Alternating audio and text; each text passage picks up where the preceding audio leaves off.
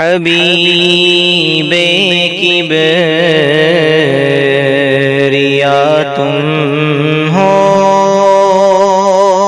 محترم ناظرین، السلام علیکم ورحمۃ اللہ وبرکاتہ۔ امید ہے کہ آپ سبھی حضرات خیر و عافیت سے ہوں گے۔ اللہ آپ کو اسی طرح ہمیشہ خوش و خرم رکھے۔ آج کسی صاحب نے یہ سوال کیا ہے کہ اعتکاف کی حالت میں غسل کرنا کیسا ہے؟ تو اس کا جواب یہ ہے کہ اگر کسی پر غسل واجب ہو گیا ہے تو اب غسل کرنے کے لیے مسجد سے نکلنے میں کوئی حرج نہیں، اور مسجد سے نکلا جا سکتا ہے، بلکہ نکلنا ضروری ہے۔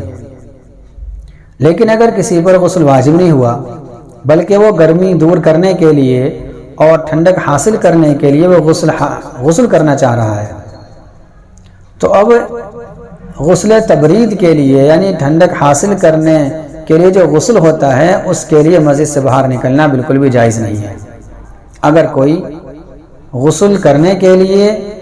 مسجد سے نکلتا ہے، چاہے وہ مسنون غسل ہو، مثلا جمعے کے دن کا غسل ہو، یا گرمی دور کرنے کے لیے غسل کرنا ہو، اگر کوئی ایسا غسل کرنے کے لیے مسجد سے باہر نکلتا ہے تو اس کا اعتکاف فاسد ہو جائے گا اور ٹوٹ جائے گا۔ البتہ علماء کرام نے ایک شکل یہ لکھی ہے، اگر کوئی گرمی کی وجہ سے بہت زیادہ بے چین ہے اور بہت زیادہ اس کو گرمی لگ رہی ہے جس کی وجہ سے اس کو بے چینی بھی ہو رہی ہے، تو اب وہ یہ کر سکتا ہے کہ استنجے کی غرض سے اور استنجے کے لیے مسجد سے نکلے، اور استنجے سے جب واپس آئے، اگر بیت الخلاء کے قریب غسل خانہ ہے اور وہاں ٹنکے وغیرہ کا بھی نظم ہے، اس میں پانی آ رہا ہے، تو اب جلدی سے 2-4 لوٹے کے بقدر پانی ڈال لے اور اپنے بدن کو ٹھنڈا کر لے، صابن وغیرہ کا اہتمام نہ کرے۔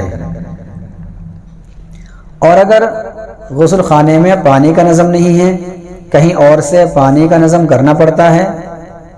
یعنی بالٹی میں پانی بھر کے غسل خانے میں لا کر رکھنا پڑتا ہے، تو اب یہ سب انتظام کرنا یہ اس کے لیے جائز نہیں ہوگا اور یہ درست نہیں ہوگا۔ البتہ اگر کوئی اس کے کہے بغیر، اس نے کسی سے نہیں کہا اور یہ استنجے کے لیے جا رہا ہے،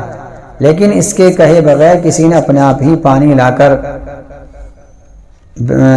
غسل خانے میں رکھ دیا، تو اب اس کے لیے 2-4 لوٹے